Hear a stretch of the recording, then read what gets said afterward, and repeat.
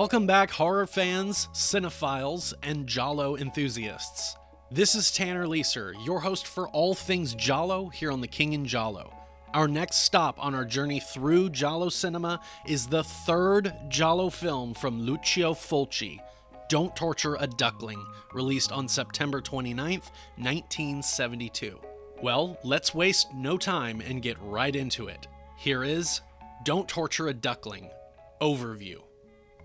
Don't Torture a Duckling is an Italian production. The film is directed by Lucio Fulci, who also co-wrote it, along with Gianfranco Clerici and Roberto Gianviti. Music is composed by Ritz Ortolani. The cast is comprised of Florinda Bolkan as Maciara, Tomas Milian as Andrea, Barbara Bouchet as Patrizia, Marc Porel as Don Alberto, Irene Papas as Aurelia, George Wilson as Francesco, Virgilio Gazzolo as the Commissioner, Ugo D'Alessio as Modesti, Antonello Campodifiori as the Lieutenant, and Vito Passeri as Giuseppe Barra.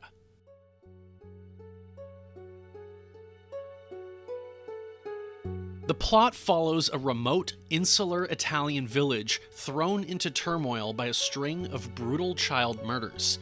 Suspicion quickly falls on Maciara, a reclusive woman feared for her association with folk magic, but while the locals are convinced of her guilt, the authorities remain skeptical. As tensions rise, Andrea, a determined reporter from the city, arrives to dig deeper into the case. His investigation uncovers a tangled web of secrets, prejudice, and hidden motives, revealing that nearly everyone in the village has something to hide. With fear and superstition fueling the community's hysteria, Andrea must separate fact from rumor before the true killer strikes again.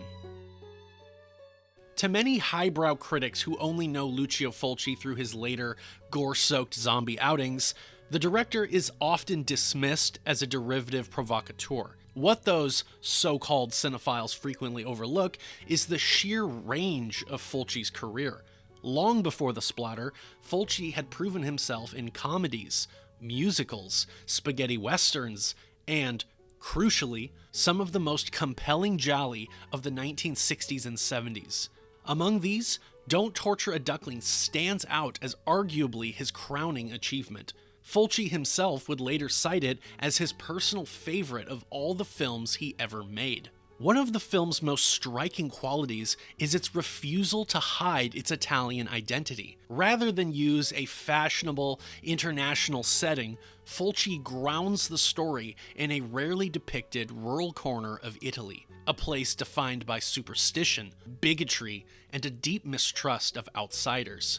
This unflattering portrayal caused controversy, as it was seen by some as airing dirty laundry about the country's provincial culture. Even more incendiary was its perceived attack on Catholicism. While Duckling is often labeled anti-Catholic, Fulci's stance is more nuanced. His impatience with ignorance and outdated religious interpretations is obvious, but he stops short of portraying the church itself as the ultimate villain. Instead, he critiques how religious teachings are twisted and weaponized by backward-thinking communities. This iconoclastic streak, a willingness to take on sacred cows, became one of Fulci's defining traits, even when it complicated his career. The result is a giallo that resonates on an emotional level as much as a visceral one. Fulci's reputation for drawn-out, shocking violence is present, but here it's anchored by genuine empathy for the characters.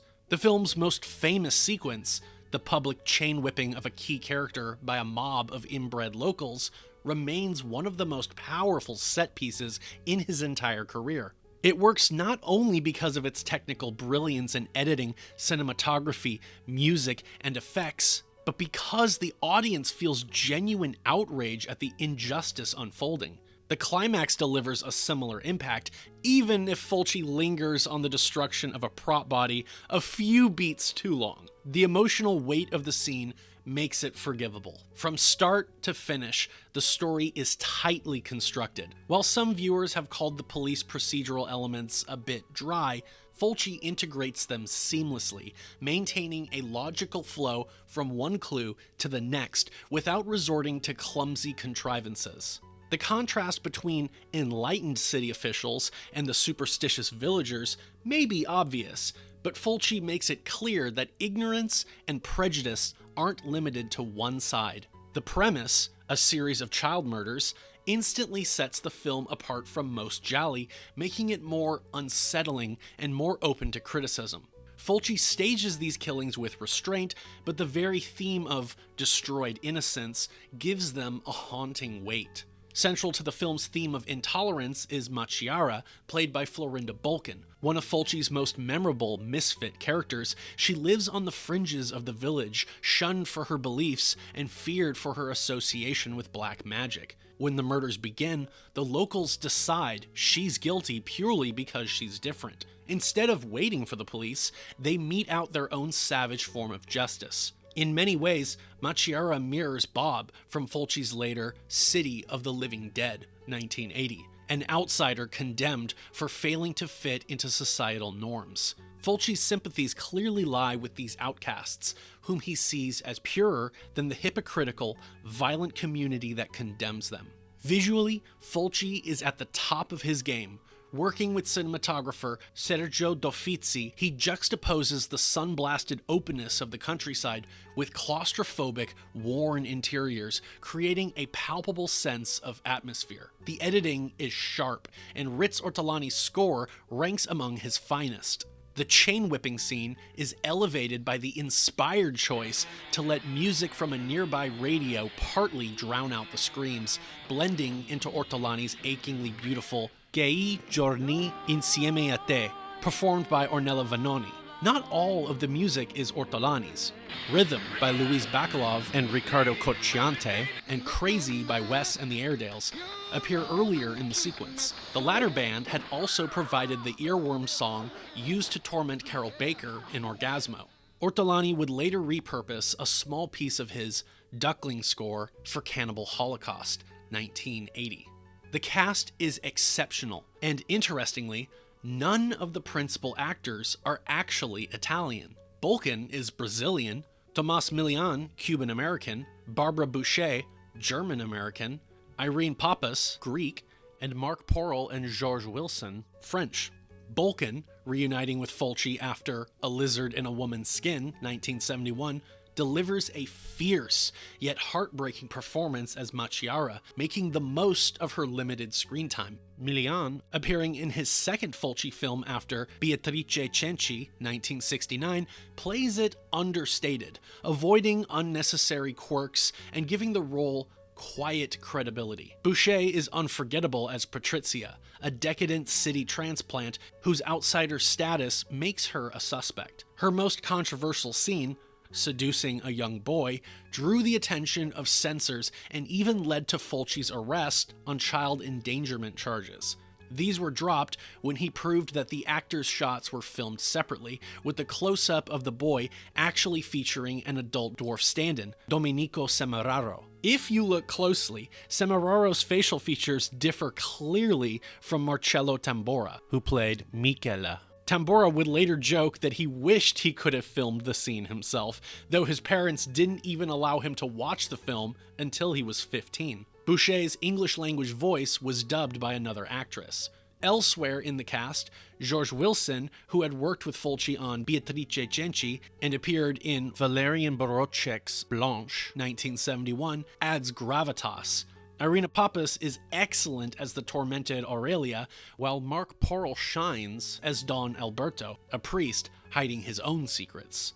Porel's career spanned European art cinema and Italian genre films, including Ludwig, 1972, The Psychic, 1977, and Killing of the Flesh, 1983, before his untimely death at 34, variously attributed to meningitis or heroin addiction. Released in Italy on September 29, 1972, Don't Torture a Duckling pushed boundaries for its time, marking one of the first instances where Fulci embraced graphic gore effects, a direction he would follow more fully in later years. In France, it appeared under the title La Longue Nuit de l'Exorcisme, The Long Night of Exorcism. Despite an English audio track being prepared in 1972, the film never saw a US theatrical release and remained unavailable there until Anchor Bay's 1999 DVD and VHS editions. Adrian Luther Smith's reference work amusingly translates the original title as Don't Torture Donald Duck, since the cartoon character is known in Italy as Paperino. Josh Sacco, co-founder of the analog film collective Cigarette Burns, has called giallo actresses, quote, the original scream queens, noting that performers like Florinda Bolkan, stunning, magnetic, and fearless in complex roles, remain one of the key entry points for new fans of the genre. In the end, Don't Torture a Duckling stands as one of Lucio Fulci's most layered and provocative works, a film that blends the mechanics of the giallo with a biting social critique, unflinching violence, and a rare emotional core. It's a story that dares to confront uncomfortable truths about prejudice, superstition, and the corruption of innocence, while still delivering moments of haunting beauty and unforgettable imagery. More than just a murder mystery, it's a film that lingers with you, asking questions long after the credits roll. Whether you come to it for the masterful suspense, the striking performances, or Fulci's fearless commentary, it remains one of the most essential and enduring entries in the giallo genre.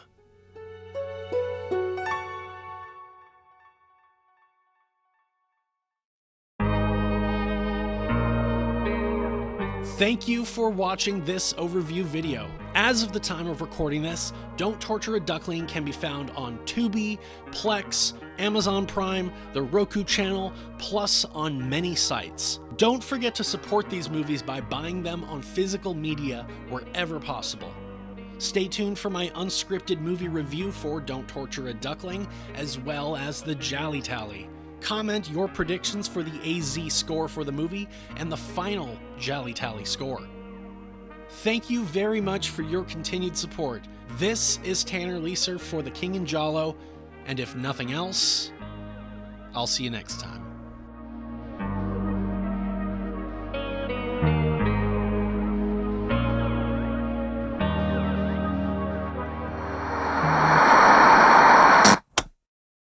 Aspettate un momento.